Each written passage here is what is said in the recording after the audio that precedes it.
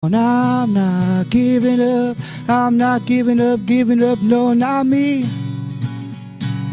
Even if nobody else believes, I'm not going down that easily.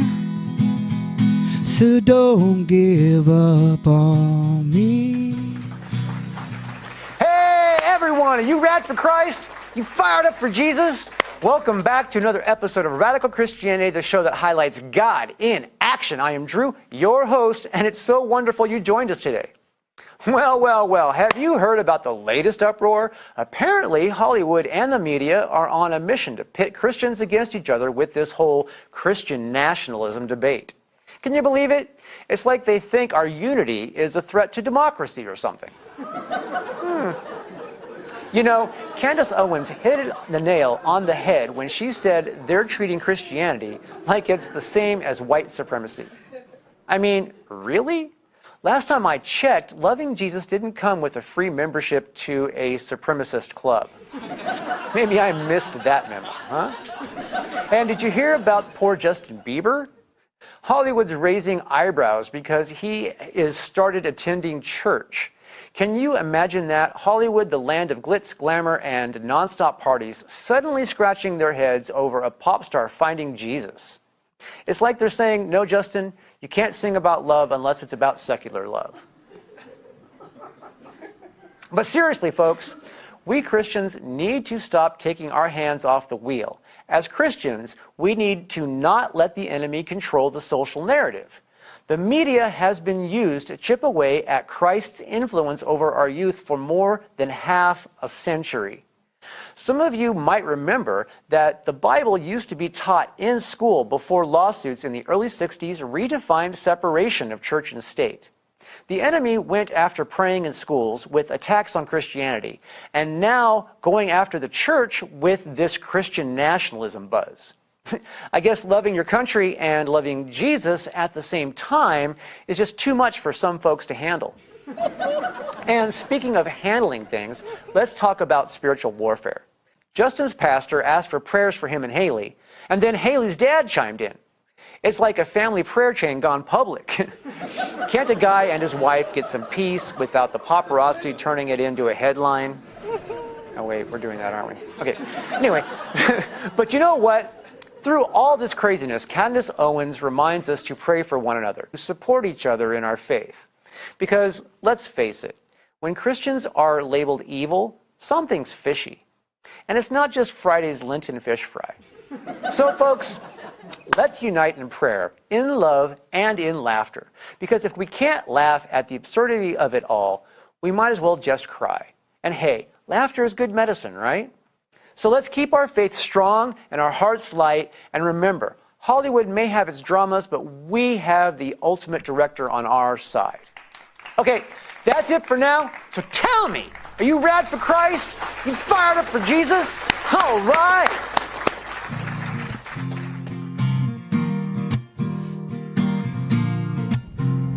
This next guest is going to be a lot of fun. This is a good friend of mine, and he is got a heart for Jesus and a heart to serve other churches. So let's have a warm welcome for Rob Cravy.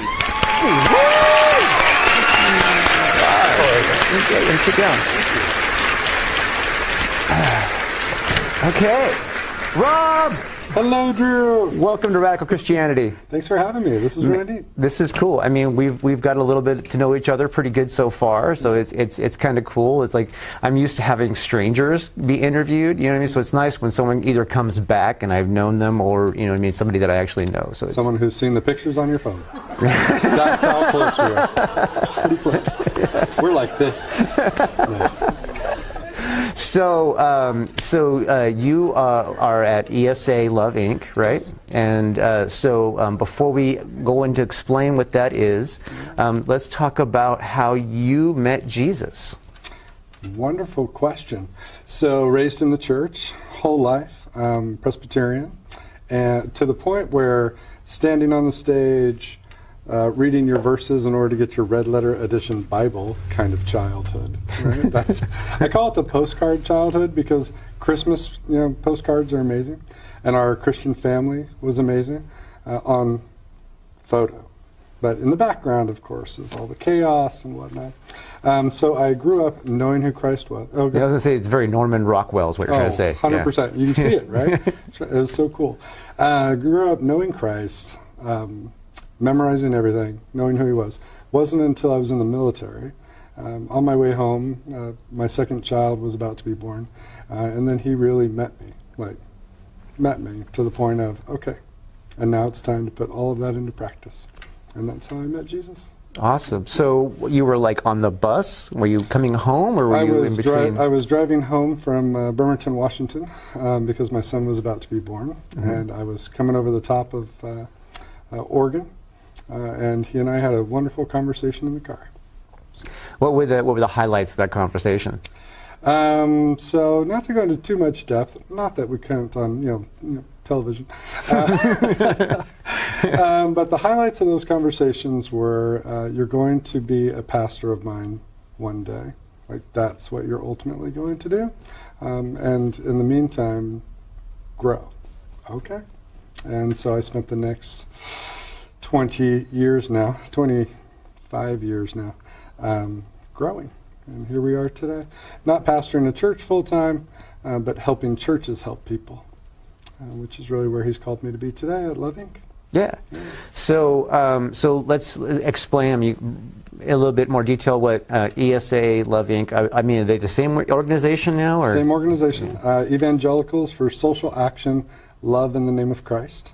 Been around 40 years here in Fresno. Alan Doswald, our founder, started it when he was just a young buck and decided he wanted to help take over the world. And he did. He did his part. Over 40 ministries have come out of ESA Love Inc. over these years that have impacted not just our city, but the entire valley. And so here I am, 18 months in, and I'm springboarding from that platform, and now listening to the Lord and saying, okay, where do you want us to go from here? So that we can expand that ministry and keep doing what we do. I need to get Alan on here, if for no other reason, so I have an excuse to show the Minutemen clip from the Gong Show. Totally. Him and Mike Reinhold. Mike Reinhold, yeah. Doing the whole. Yeah. It's awesome. I actually think we have that video somewhere. Well, it's on YouTube. Oh, is it on YouTube? Yeah, actually, it's a short story. Is when I met with Alan, he's the one that told me about it. Okay. Like, Mike Reinhold never told me about it. Alan told me about it, and so I went and found somebody who had that on VHS, dropped it to digital, gave Alan a CD, gave Reinhold a CD, and posted it? And then posted it on YouTube. How cool are you? That's awesome.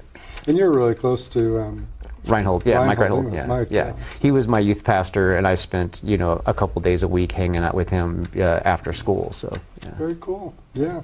So having Alan on the show would be a true benefit. You may have to have different filters, just global filters, but yeah, it's always a lot of fun. So the encouraging side of that is the relationships that Alan has built with the whole city and all of the churches, even if it is only by name sometimes, is still enough for us not to be a cold phone call.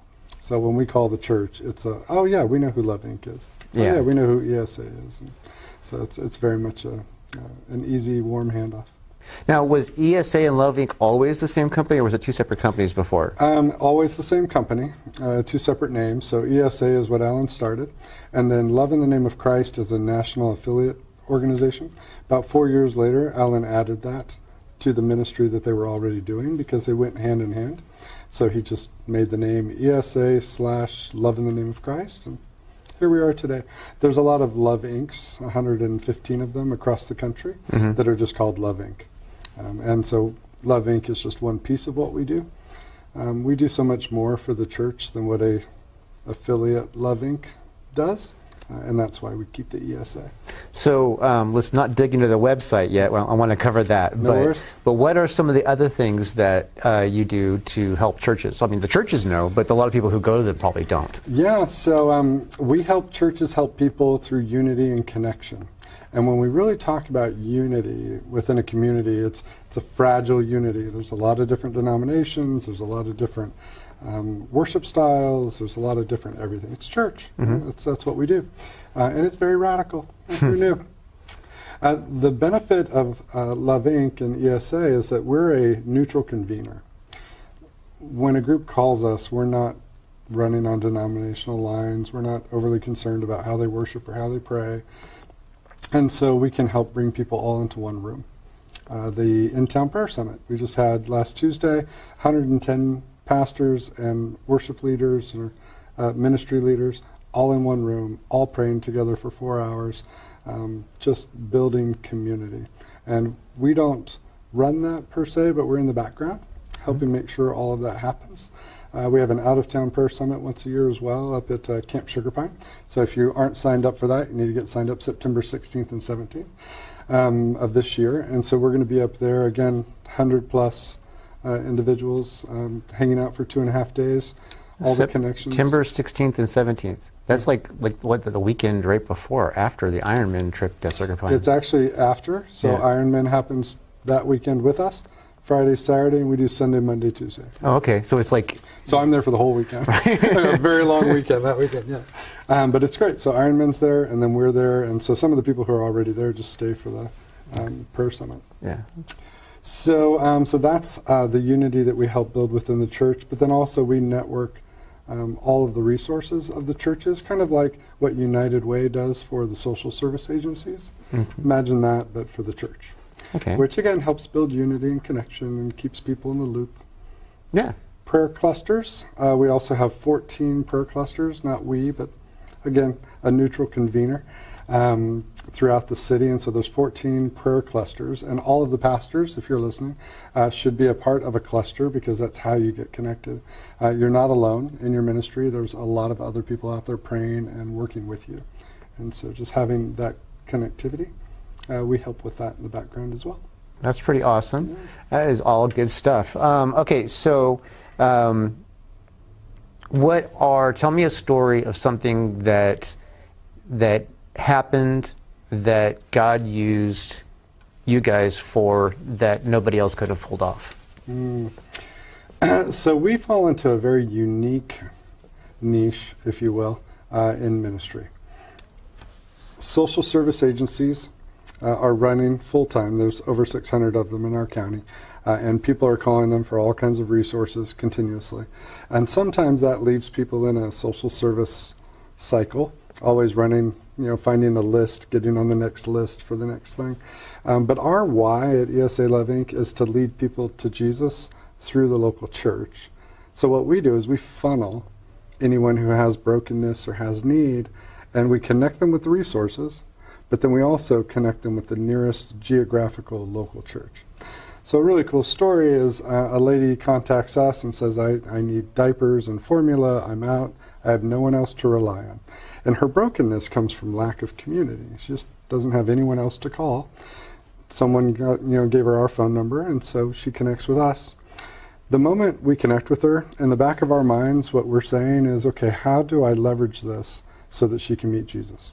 Because if she's not already part of a local church, then that's our why, like first and foremost. And now, okay, in the meantime, formula, diapers, all those things we can find on the social service level, but we really want to get her to that relationship. So we find the needs, and then we contact the nearest church, affiliate church of ours, and they reached out to her, connected her, not just with the items, but actually started walking with her, loving on her, encouraged her to come be part of their Bible study and come on Wednesday nights, take a break from the child, and all those good things. And that's where the relationship gets built. That's where community gets built. So those are our love stories. Every phone call that we take, we know that it's not the need. I mean, the needs are important, but it's not the need that we're after. It's building that relationship.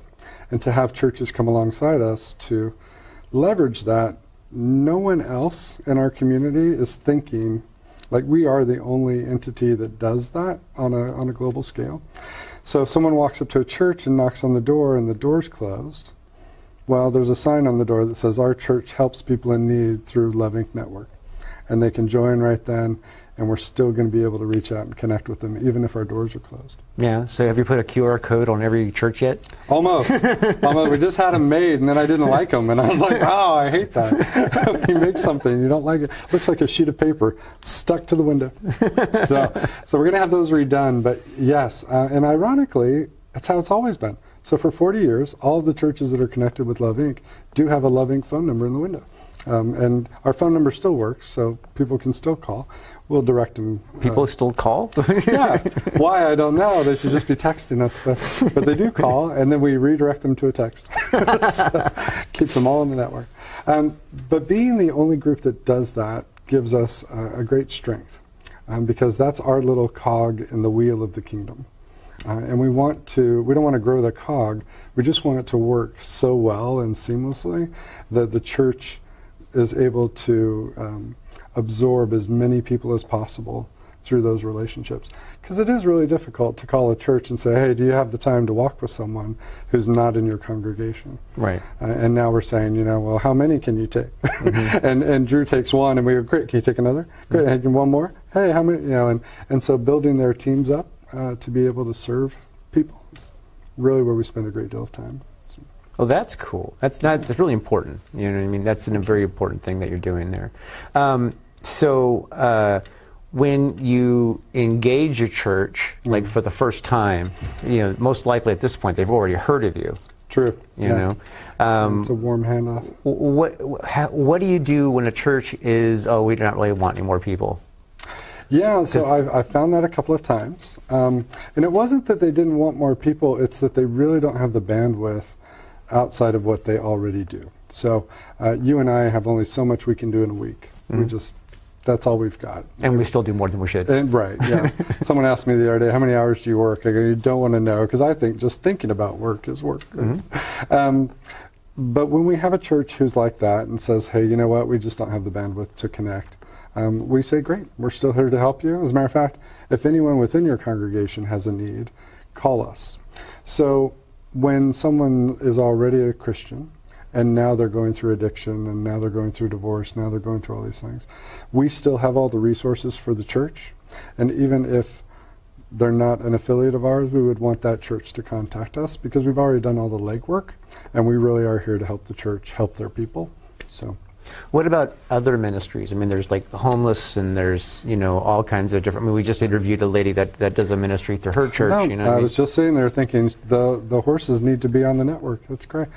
So all ministries, no matter what they do, are all cogs in the wheel, and if we don't know about them, then we have no way to get them resources. We have no way to connect people with them, and so the more people that are all connected together in a very loose, not a controlling way, but in a very loose way, the better it'll be for the whole kingdom. Yeah, I like that. That's one of the things that we have a lot in common between our ministries, even though mine's a baby and yours is been around for a while. Is that we are both serving the greater body of ministries, right. But also we try to get people into the church so that they can find Jesus. You know what I mean? So that they can then turn around and serve, Exactly. Yeah. And so that's another thing that we have in common resource-wise, where it's like we do these things. So I love what you're doing. I mean, I've always been a fan of Love Inc. I've been aware of it for a very long time. Sure. But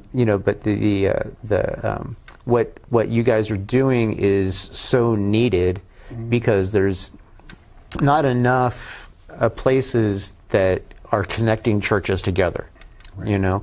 There's not, and getting people into a church, that is something I've always been on fire about.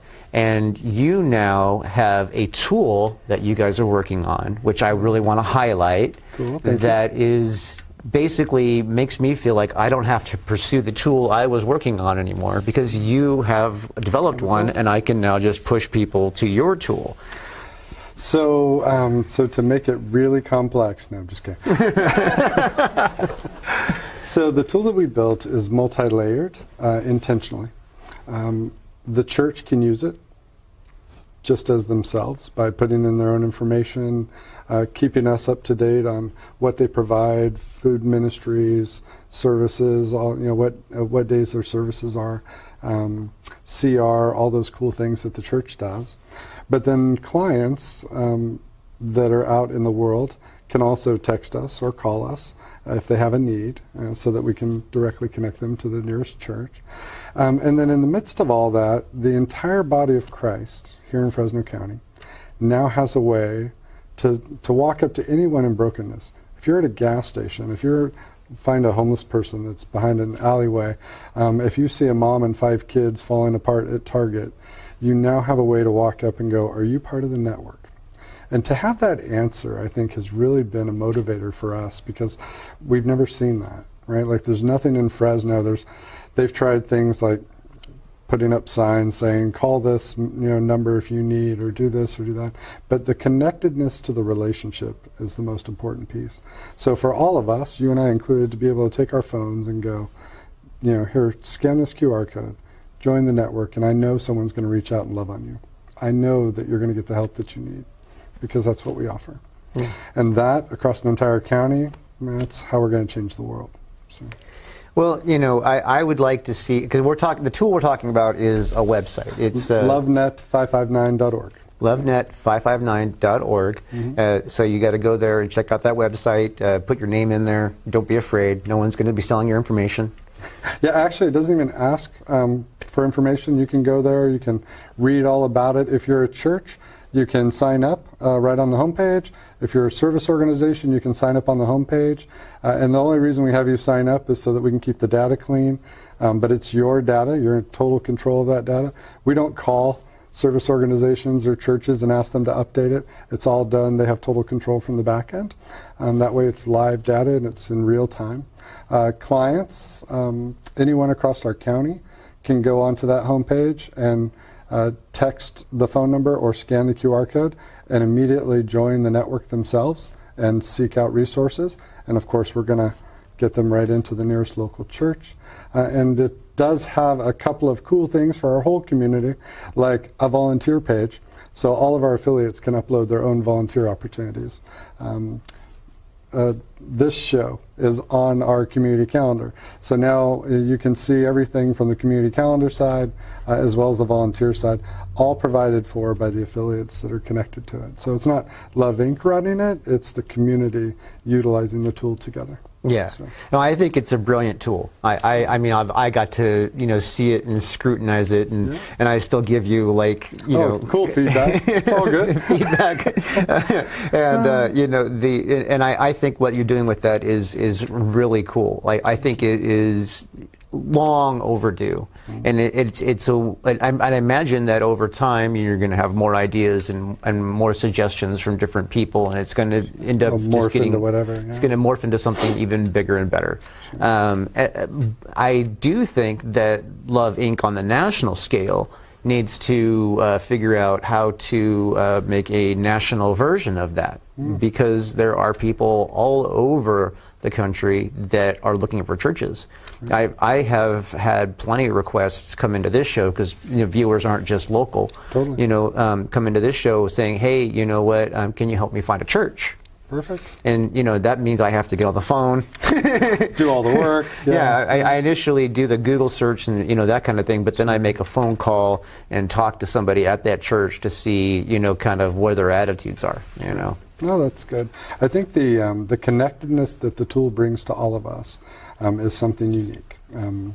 And even if we haven't had it in the past, it will be interesting to see how the Lord uses it moving forward. We planned on starting the year with 5 churches on the platform, ready to go, so that we could test everything. You know how beta testing is, because if it doesn't work well, it's beta. That's the good one's coming. That's the excuse. That's always the excuse. So we started January, and then by March we're at 48 churches today that are already on in 3 months, and we're like, okay, now we're running at a speed that is a little bit busy, because people join, and then we want to meet with them personally so that we can walk them through the benefits, show them how to utilize it best. We had a church call the other day. It was so cool. They called and they said, we're connected and we're going to be going to do an outreach. And this is a Christian ministry, not a church specific.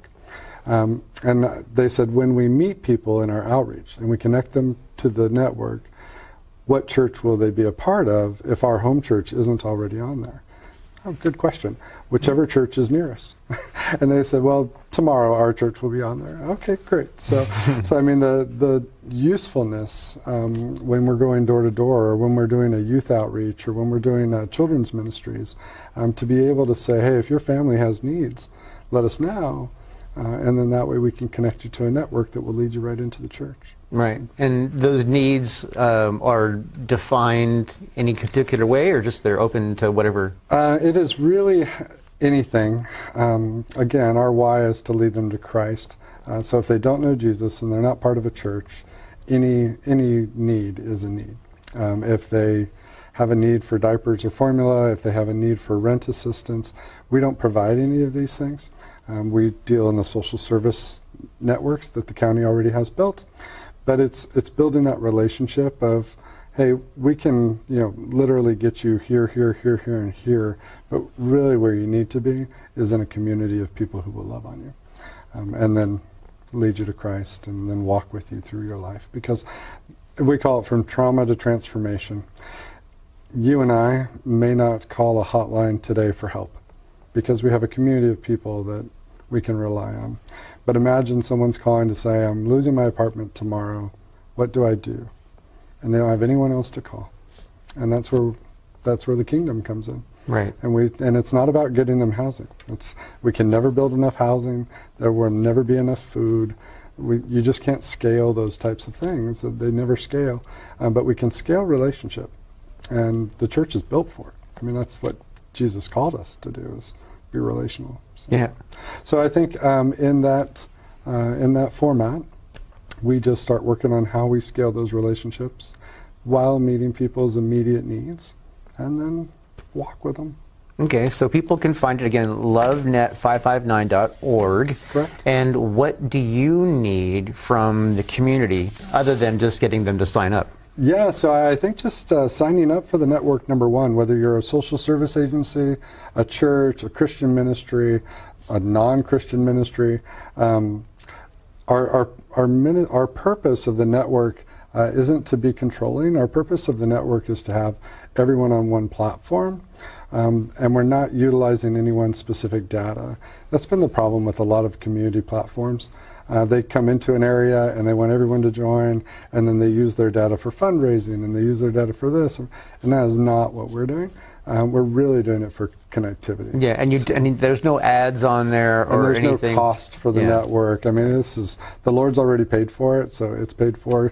A gentleman from Ohio said God should never have to pay for things twice. So it's paid for. We're good to go. Now it's just a matter of connectivity and then usefulness. From the community side, influence. Although warm handoffs are nice, every person who knows about ESA Love Inc.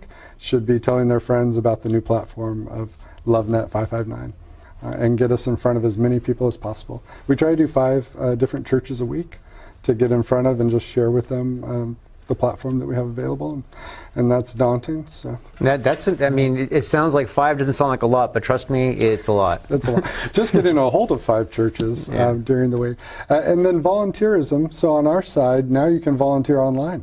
That's new, right? Come be part of a Christian organization that you can volunteer online. We'll train you in-house, and then whenever you have free time to work on the network, you're able to volunteer from a distance. Yeah, that's actually, I told you that when I was in my, I guess, late 20s, that's how I met Alan. I thought you were 20. Oh, you're funny. You're so kind.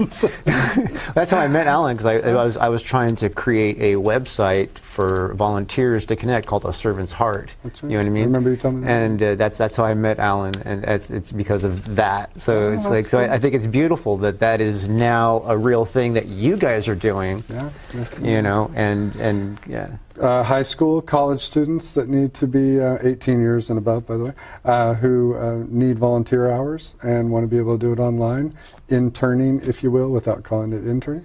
We'd love to have you connect. So LoveNet 559. Yeah, awesome. All right, well, we have reached our time, but you know what? Thank you so much, Rob. I'm proud to call you a friend. It is great what you're doing, and I think Alan couldn't have handed off to a better person. And we like to say here, you're definitely rad for Christ, definitely fired up for Jesus, and we love to see that here. All right. Well, thank you for all that you do. It really is amazing. Thanks for letting us be on the show. Anytime. All right. Thanks.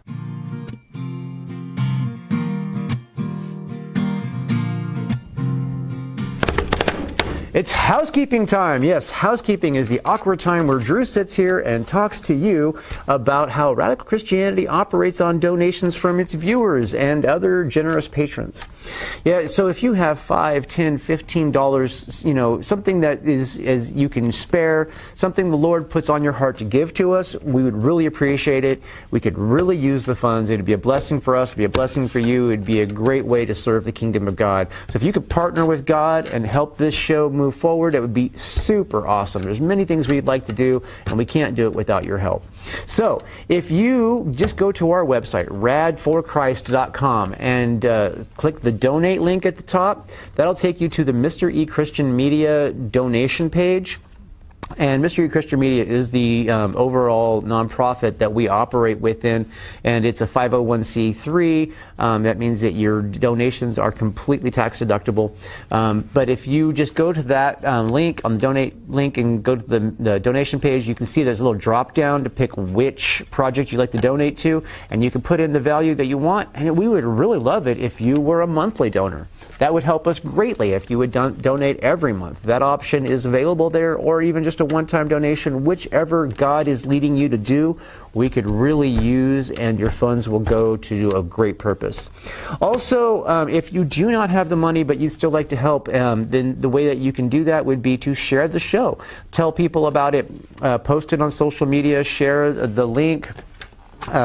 You can tell a friend, send an email to somebody about the show, make your sister sit down and watch it with you. Whatever it is that you think that you can do to help spread the word about the show, that would be fantastic. And if you can't even do that, or don't want to do that, or in addition to that, we really could use your prayer. So if you want to really help, if you can't donate money, if you can't share the show, you can pray.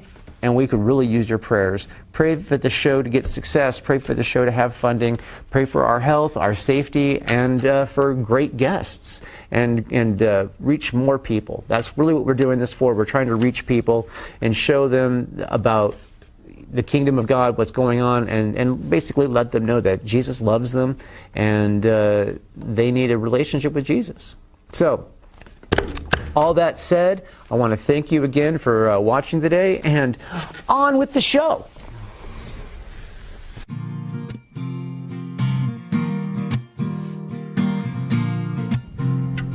Ladies and gentlemen, I'm excited for this next guest, and you should be too. So let's have a huge, warm welcome for Ariel Lohuis.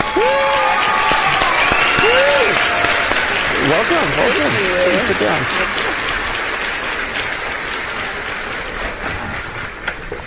Ariel, welcome to Radical Christianity. Thank you. Thank you for having me. I'm so excited. Now, this is cool. So I'm excited to hear about your ministry, because horses are awesome, and what you're doing is definitely God's work. But before we get there, the way we do things is usually we start with testimony and how that leads into your ministry. Okay. So if you can start off by telling us how you met Jesus. Yeah. Oh, man. Okay. You want like Cliff's Notes version, or because it's... Well, the interview is about 25 minutes long. Okay, so. Got it. So I grew up in a family that went to church. I grew up going to church, but we didn't necessarily, my family didn't live as the church, you know? So we were there every Sunday, and, but in my home, there was a lot of struggle with addiction and just a lot of brokenness that my dad in particular, but my parents just never really gave over to the Lord. And so there was a lot of struggle growing up, a lot of brokenness that I witnessed and was part of. And so what we saw on Sundays and what we lived during the week wasn't the same.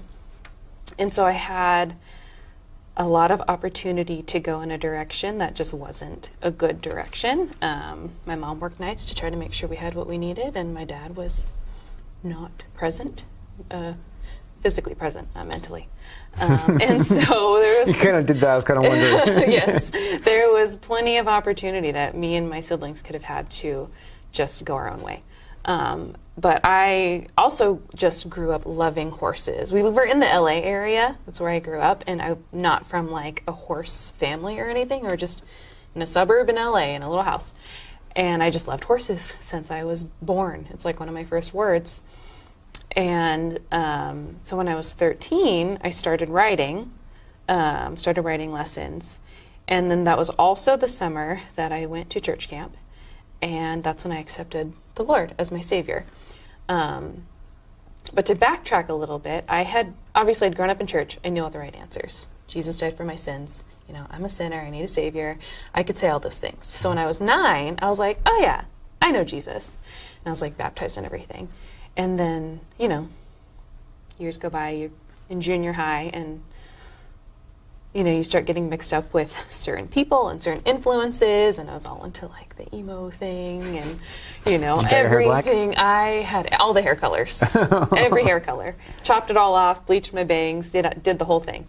And just, you know, it's just really dark. It's so dark, and it just draws you in. And I remember there was one day I was sitting there and I was like, not that I wasn't suicidal, but I had, you know, lots of friends who talked about that and was, you know, the music is just dark. And I remember sitting there one time thinking, like, if I died, I don't actually know what's going to happen. And it was just this feeling in the pit of my stomach. And so a few months later is when I went to church camp. It was the first day there. I don't even remember what he was preaching. I don't remember like what he was talking about. I just knew that I had that conviction in my heart, and I was just like sobbing. And you know, at the end of the service, they do the altar call, and I was too embarrassed because people from my church were there, and they knew I was already saved. But my brother was also there. He was like 20, and I go up to him. You know, his 13-year-old sister is just bawling, and I'm like, how do I know if I'm actually saved? And he's like, oh, let's go pray. So we went and prayed, and that's when I accepted the Lord in my heart. I had my brother and his friend on each side of me. And I just describe it as like, for me, it was this feeling of like a light switch going off. And I knew, no doubt, that is when I had Jesus in my heart. That's when I made the decision. So that was my salvation. But things with my family were still crazy, you know. It just wasn't a good home situation. And a couple years later, we left the LA area, moved to the Valley, moved to Exeter. I'm from LA to Exeter. That's a dramatic change. It is a big change, yeah. I liked it. I got a horse out of the deal. Was it a bribe or just a coincidence? It was, I don't know if it was a bribe so much as, maybe it was a bribe, but it was like, it's going to be okay when you're going to get a horse. My sister went back to LA as soon as she could. She was 19 at the time, so it wasn't fun for her. But that horse and the place where I got to keep him was just like so essential, because we had moved for like a fresh start so that my parents could, like, my dad in particular, could try to get clean and move forward. And it didn't happen. But where I had my horse, it was owned by a former police officer. And, you know, they kind of have like spidey senses. And so I think he just knew that like I needed to be there. And so not only did I have my horse there, but he would just be like, especially over the summertime, said, you know what, just come spend the day here, work with my horses, just like, you know, hang out, do whatever you want with the horses. And he let me like work with all of his horses. He bred really nice horses. And I was 15, 16, I don't know what I was doing, but he'd be like, go take this horse and, you know, do such and such with it, with minimal instruction. And he just gave me the opportunity to just be there and try stuff and learn and grow. And, you know, God was just so gracious in that I had a place to be and to channel my energy and the thing that I loved and not get caught up in other stuff. I left out a really important person. Can't believe I left her out. I have to go back 2 years to when I started writing, taking lessons. My first writing instructor, her name is Jen. She's still around. She started teaching me, and then I started doing private writing lessons. We start out group, do private lessons with her. And then she would just like pick me up from the house and take me to the stable, and we'd do lessons and then just ride and go on trail rides and, you know, learn all the other stuff that you need to know about horses besides riding. Like watch where you step. Watch where you step. Watch where they step, you know, how to clean their hooves and all the stuff. Be careful about walking behind him. Yeah, she just took me under her wing and would pick me up and just keep me there. And it's like God had planted all of these really just selfless and caring adults who didn't know exactly what was going on, but just knew that I needed somebody and that I needed to be somewhere. And they just poured into me what they loved and what they knew. And that planted the desire in me to be able to do the same. Because, you know, without the horses and without, you know, where I had been riding and learning, I don't know what direction I would have taken. You know, I had a secret boyfriend when I was a freshman in high school, and he wasn't a good influence. And if we hadn't have moved when we did, and, you know, if I wasn't involved in the horse things, like, I don't know, might have been a teen mom or something. I don't know.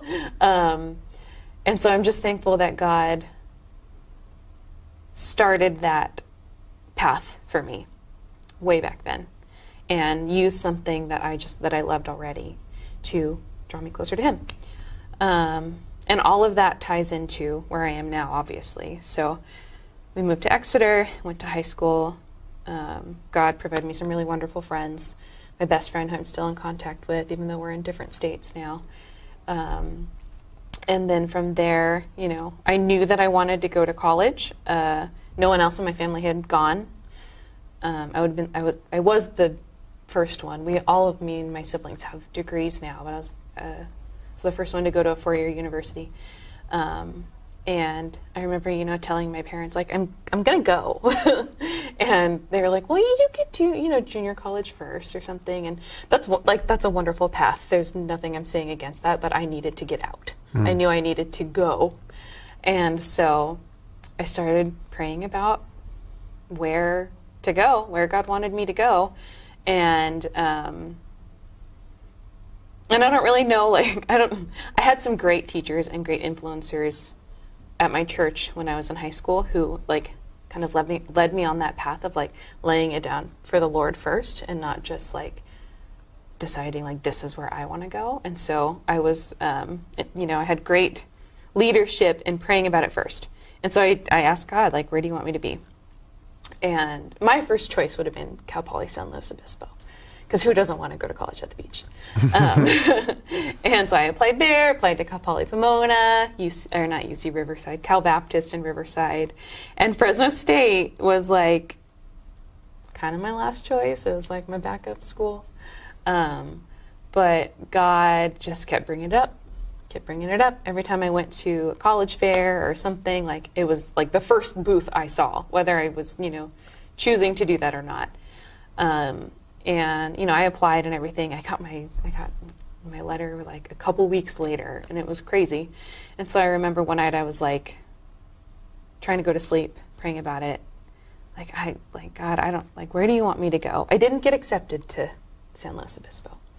And that was also, I think, divine intervention, because I would have been like, yep, I'm going there. I had gotten into Cal Poly Pomona, gotten into Cal Baptist, gotten into Fresno State. And so I was just trying to sleep one night, and I asked God, I'm like, where do you want me to go? Like, what do you want me to do about this college thing? And it was one of the clearest communications that I've ever received from God. It was like, I don't normally, like, think of, like, God speaking to us so verbally, but it was just this clarity in my mind of, like, you're going to go to Fresno State. And it was peaceful. I had this great peace about it. And I was like, okay, that's what I'm going to do. And, you know, started the process of getting there, doing all the financial aid stuff on my own, figuring out where I was going to live, all of that stuff. So I went there when I was fresh out of high school, moved to Fresno, and that's how I found my church. So I grew up going to missionary Baptist churches, which are, you know, were small little churches all around. And I came up here to visit and went to Clovis Missionary Baptist, so that's my church now, and visited and just immediately felt at home. It was just like immediately like this is where I'm supposed to be. And they had a college ministry and everything. And so, yeah, I moved up, started college, didn't even have a car. Very thankful for the college ministry leaders who picked me up and brought me to church and would, you know, take me to our Bible studies and stuff. And yeah, went to Fresno State. started out as an English major because I like to write, but like my heart was with the horses, and so I was like, of course I'm switching to animal science. Switched to animal science, was doing that, but I didn't have a very specific idea of what I was going to do with it afterwards. I just knew that I wanted to work with horses one way or another. And during college, so I didn't have a horse at the time. I couldn't bring a horse with me or anything. I wasn't riding for the first 2 years, and so it was a lot of letting go of what I loved to do, and a lot of just kind of laying it all down and just letting God decide where the path was going to go. And I feel like a lot of my story is a lot of that, of letting it go and just saying, God, however you want to use it and what you want to do is what I'm going to do.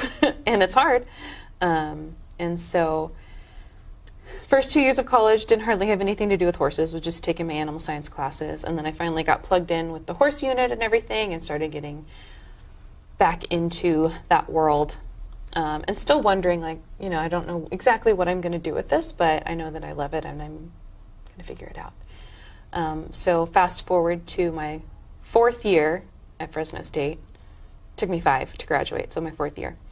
I'm getting close to the end there, and my pastor actually approaches me a Sunday morning, and he asks me, he goes, do you think you could do ministry with horses? And he knew that I was into animal science and horses and stuff, but I had never shared really that desire. And so tell me that's not God working. They had just moved out to an area in the country that was all set up for horses. And, just was like, hey, what can we do with this? And so we started talking, and it was like, yeah, I can do ministry with horses. Of course I want to do this. And it was we drove out there and looked at the property, and I just remember standing there being like, if I get to be involved in this, this is going to be just the hugest blessing. And so, yeah, that was the end of my 4th year of college. I interned at a children's home in Texarkana that summer, and then, which was an incredible experience because a lot of the kids that we work with are kids who could just come from really tough backgrounds. And then when I went back to school in the fall semester, one of my classmates asked me if I needed a horse. She just came up to me first day of classes back. She's like, do you need a horse? Showed me pictures, told me about him. And Labor Day of that year, she brought him up and we got started. We got our first horse. We started practicing with some of the kids from our church and building a plan of what the ranch could be, what it could look like, and how we were going to do it. And that was 2014, 2015, when we started walking into what this ministry is now. Okay, so how would you describe your ministry in detail? In detail. Okay, so we are a youth ranch ministry, but we operate on a weekly session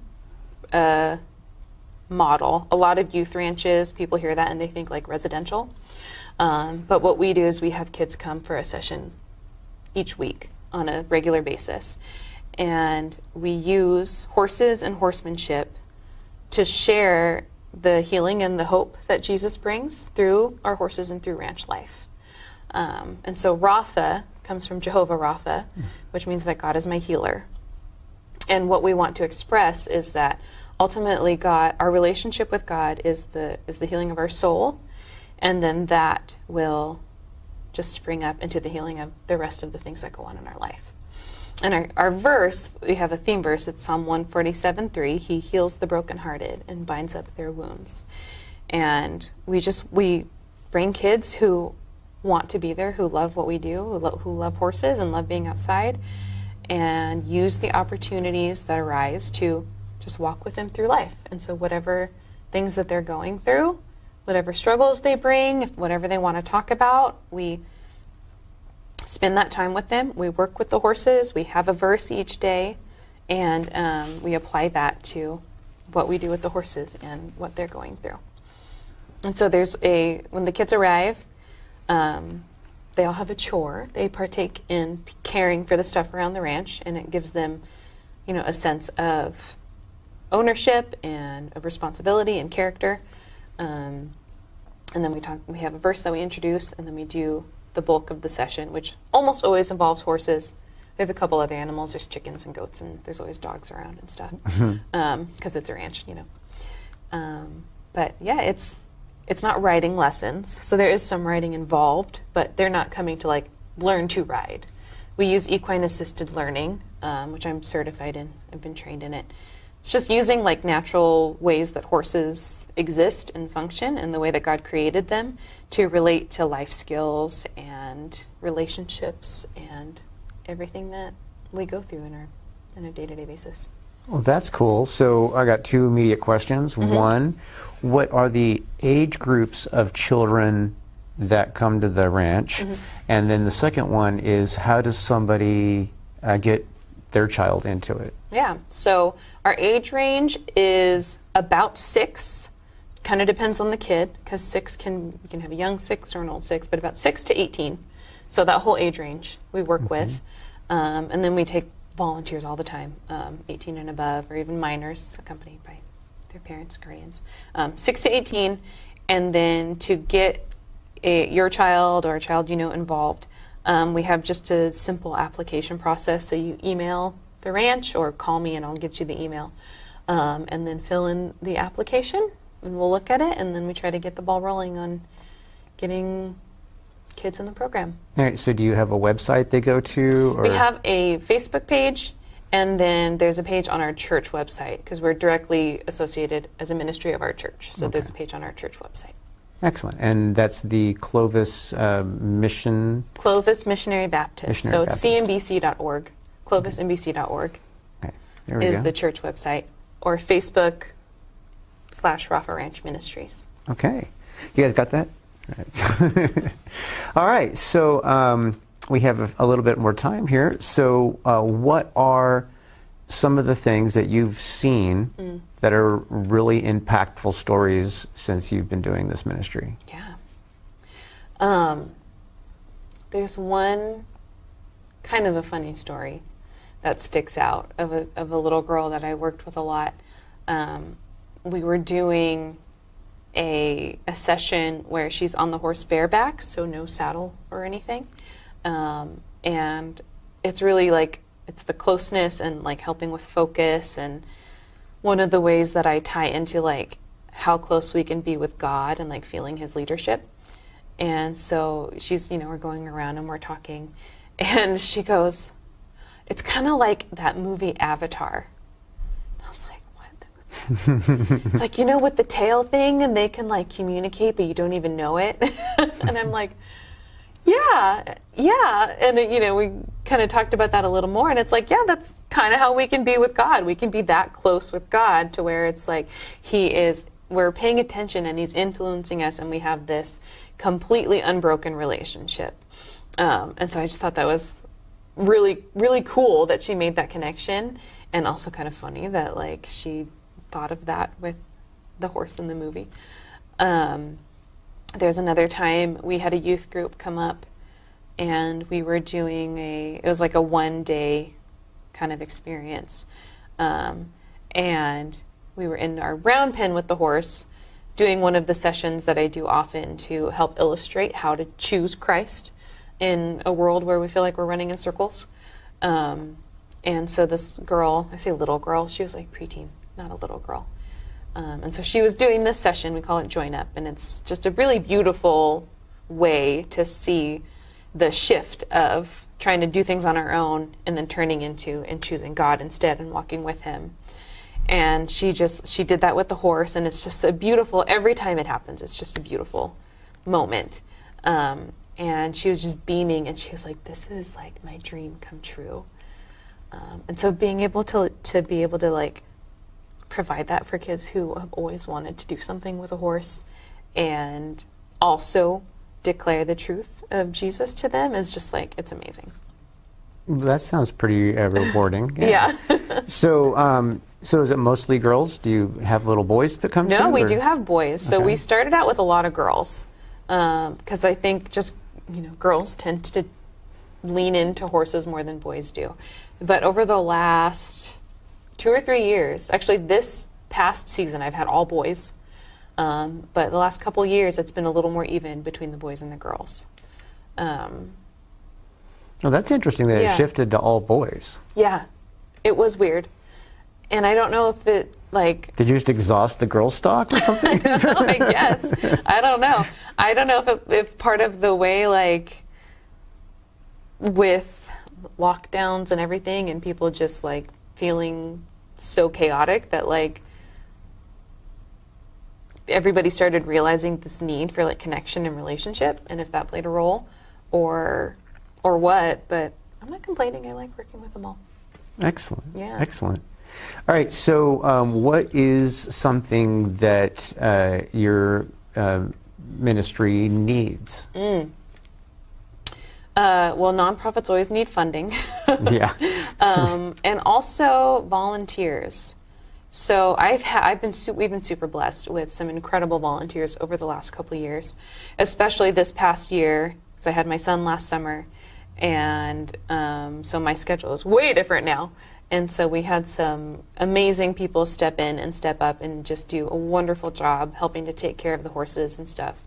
Obviously, because running a ranch with horses and everything is so much more than just the hour and a half we spend with the kid. You know, horses are 24/7. You got to feed and take care of the property and all of that stuff. And so having people who have a servant's heart and that just love to serve and help things happen, because there's so much like tedious maintenance stuff, like yard stuff and cleaning stalls and making sure food is there and, you know, turning horses out if I can't be there because of something. And so volunteers who are committed and faithful is definitely always a need. And just, you know, monthly donors. Obviously. Yeah. Yeah. All right. Well, thank you so much for coming around Radical Christianity and sharing about your ranch. Yeah. I think that's pretty awesome. You know, I mean, especially since, you know, it sounds like your church pretty much stepped up and said, "Hey, you know, let's make this happen." Really, my church is amazing. I love my church. It's definitely my family. And when, you know, we started talking to them about this, it was immediately like, yeah, let's figure out how to do this. And they do a fundraiser every year for us that brings in a lot of the funding that helps us run. And just a lot of our volunteers come from our church, and it's amazing. That's Can't say awesome. enough good things about it. Excellent. Well, I hope you don't run out of good things to say. Yeah. Okay. All right. Well, thank you very much. Yeah. And it's been a blessing. You know, what we like to say on this show is you're definitely rad for Christ, definitely fired up for Jesus, and we love to see that here. Yeah, thank you. Thank you so much for having me. All right.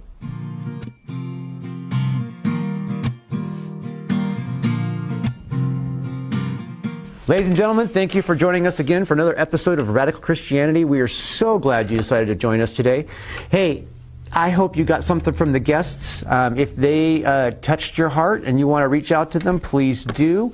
If you are looking for connection, then you definitely need to go check out the LoveNet 559. If it's not from something from your area, then maybe you should reach out to your local Love Inc. and tell them they need something like that for them, for your area. Anyway, so if you are feeling the tug of Jesus on your heart, this is something that we do every episode. It's important that we talk to that person. I see you right there. No, seriously though, you are there. I know you're there, and you're feeling Jesus tug at your heart. You're feeling that pull. You're feeling that conviction in your heart that you need to have a relationship with Jesus Christ. Now, I know that sometimes that can be confusing. You're not so sure. Sometimes you want to jump on it. Sometimes you don't want to jump on it, but maybe you don't even know how to pray. So if you are of any of those convictions and you feel like it's time, it's really easy to do. You just talk to Jesus. You say, "Hey, Jesus, I need you. I am not doing this right on my own. I need you to come in and take over. Help me lead the life that you've designed me to lead. I don't want to do it my way. I want to do it your way. Your way is better than my way. I need your peace. I need your joy. Fill me with your love. Fill me with your spirit. Say something like that to Jesus. Speak from your heart. Just talk to him. Tell him what is on your heart, and just encourage him to come into your heart and take over. And if you do that, you're going to be a part of the family of God. That means you're saved. It says in Romans 9 that if you believe that Jesus rose from the dead and that he is the Son of God, and you say with your mouth that he is Lord, you'll be saved. So, if you did do that while watching this show, it'd be awesome if you go to our website and let us know. We have a little Got Saved form on our website. If you fill out that form and let us know, we will be able to send you a Bible and a little gift, which we would love to do for you. Also, if you are on our website and you have a question or you have a prayer request, we have forms for that also. So if you have a question about the Bible or this show or anything at all, if you need help with your math homework, we'll try. So just hit us up and we would love to get back to you. And this is the most important part of all. And I want you to remember this, take it with you, and that is Jesus Christ loves you. And so do I. Thank you for watching Radical Christianity. We'll see you next week. And I'm not giving up. I'm not giving up, no, not me. Even if nobody else believes, I'm not going down that easily. So don't give up on me.